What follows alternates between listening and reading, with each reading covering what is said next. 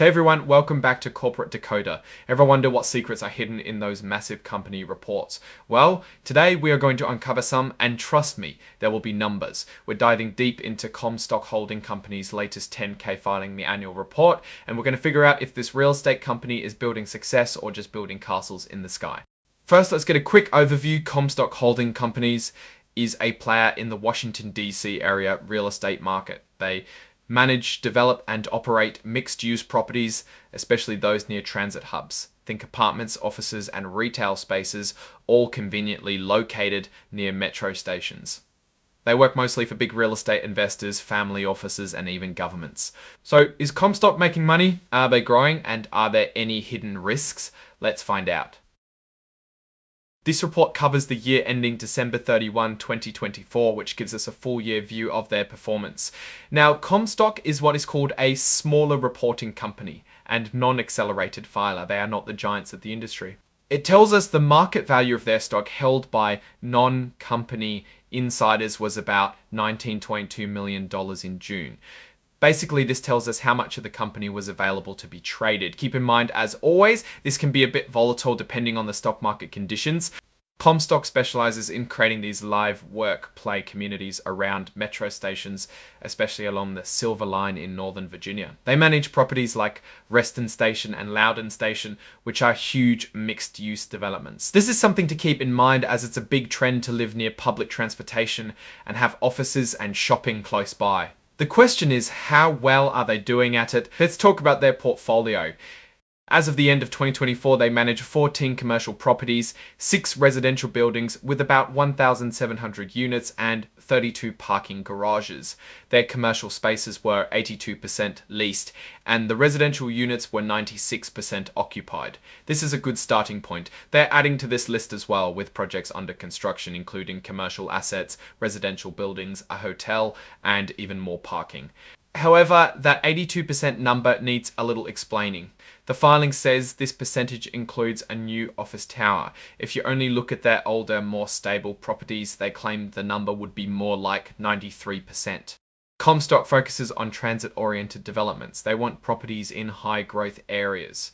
The idea is that being in great locations will increase the demand for their properties and the prices people will pay. The report mentions they want to leverage their expertise to grab additional development and investment opportunities. They tend to do joint ventures, meaning they partner with other companies to invest in real estate. This lets them minimize risk. Cybersecurity is important, so let's check on that. Their Vice President of Information Technology leads their cybersecurity strategy, so they have a dedicated individual. The key point, they say they haven't had any major cybersecurity incidents during the year. That's definitely something you want to see and hope it stays that way. Before we get into the financial statements, let's peek at some of their values. They state the aggregate market value of the voting and non-voting common equity held by non-affiliates was about $19.2 million, which is important so we know that we are on the right track and that is reported correctly. All right, time for the numbers, the financial statements. Let's dive into their income statement. In 2024, they reported total revenue of about $51.3 million, up from $44.7 million the previous year. This is progress, but let's see where that increase came from. Looking at the revenue breakdown, asset management brought in the most at $31.5 million. Property management came in second with $11.6 million, and parking management generated $8.2 million.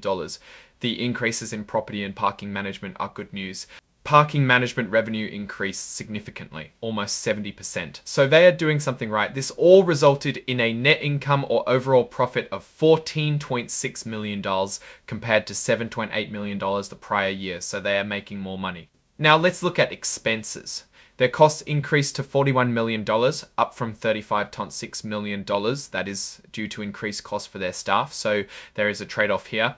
Other income such as interest is another important point to look at. The filing shows a jump to $676,000 from just $96,000. But because all the great accounting magic was done correctly, we have a net profit of $14.6 million. Warren Buffett will be proud. Companies also show other metrics like adjusted EBITDA. It's a measure of a company's profitability. They showed about $11.6 million for 2024. Checking the cash flow statement is also important. Their cash from operating activities increased to $10.7 million, up from $9 million. Having more cash is very good, so the company has a larger war chest for investing and day-to-day expenses. Even though the interest expense was low and overall a positive number, I still recommend you stay on the lookout for fluctuations in interest expenses, as well as long-term obligations that might affect this variable. Comstock holds investments in certain real estate ventures, where they record it at fair value. Changes in value in these accounts can significantly affect their revenue. They talk about income taxes, so this is important. The company states a decrease to their deferred tax valuation. Cybersecurity risks are monitored by the board. They are continuously trying to improve. This is standard, but I recommend to always pay attention to this. They are planning on rezoning opportunities, but I won't delve too deep into this and risk losing your interest. They also talk about something called incentive fees that's part of their arrangement. They adopted some trading policies to prevent insider trading tucked in. So, what's the overall picture? Comstock appears to be on a growth path, their revenue is up, profitability is up, and they are successfully managing a diverse portfolio of real estate assets. Their focus on transit-oriented development seems to be paying off, aligning them with current trends in urban developments. However, like any company, there are risks. The real estate market can be unpredictable, and changes in interest rates or economic conditions could impact their performance. They also rely heavily on their relationship with Christopher Clemente and affiliated entities, which presents both opportunities and potential risks. Their growth will depend on their anchor portfolio, as it will continue to generate revenue as development and construction efforts are completed. Overall, Comstock has shown some impressive growth over the past year and is poised to continue improving. But its debt will require careful management in the coming years. It will be interesting to watch if they can capitalize on the opportunities they have. So we'll keep an eye on this company. Thanks for watching.